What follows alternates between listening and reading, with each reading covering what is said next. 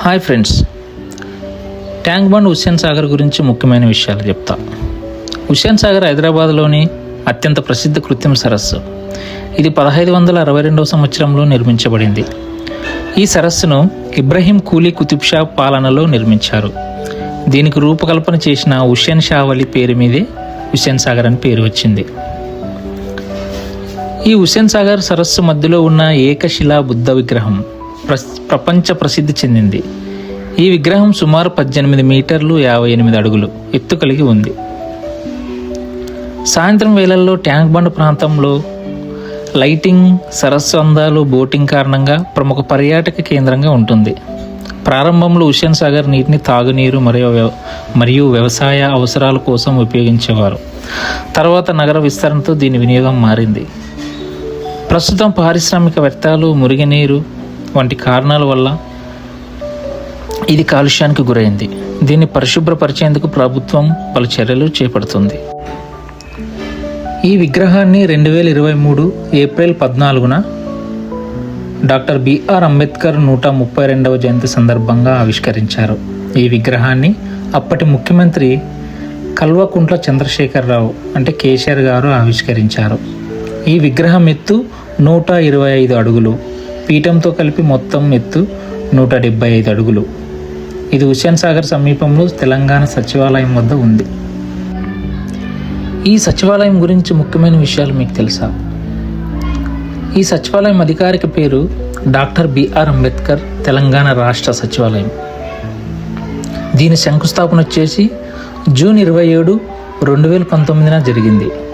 నిర్మాణ ప్రారంభం వచ్చేసి 2021లో జనవరిలో ప్రారంభమైంది. దీని ప్రారంభోత్సవం వచ్చేసి ఏప్రిల్ 30న 2023న అప్పటి ముఖ్యమంత్రి కె చంద్రశేఖరరావు ప్రారంభించారు. దీని ఎత్తు సుమారు 265 అడుగులు 81 మీటర్లు. ఇది భారతదేశంలోని అత్యంత ఎత్తైన రాష్ట్ర సచివాలయ భవనాలలో ఒకటి. దీని విస్తీర్ణము సుమారు 28 ఎకరాల ప్రాంగణంలో నిర్మించబడింది. దీని గదుల సంఖ్య మొత్తం 635 గదులు ఉన్నాయి.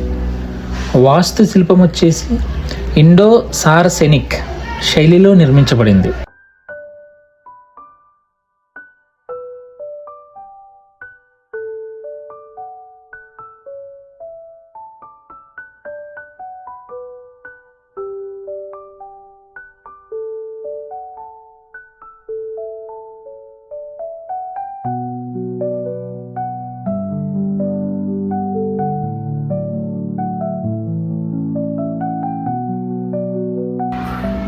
తెలంగాణ అమరవీరుల స్మారకం గురించి మీకు తెలుసా? ప్రత్యేక తెలంగాణ రాష్ట్ర సాధన కోసం ప్రాణత్యాగం చేసిన 369 మంది అమరవీరుల స్మారకార్థంగా నిర్మించారు. దీని ప్రారంభోత్సవం వచ్చేసి జూన్ 22, 2023న జరిగింది.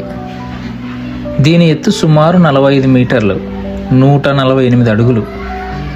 దీని ప్రత్యేకత ఏంటంటే ఇది ప్రపంచంలోనే అతిపెద్ద సీమ్లెస్ స్టెయిన్లెస్ స్టీల్ మెమోరియల్గా గుర్తింపు పొందింది. సుమారు 179 కోట్ల ఖర్చుతో దీన్ని నిర్మించారు.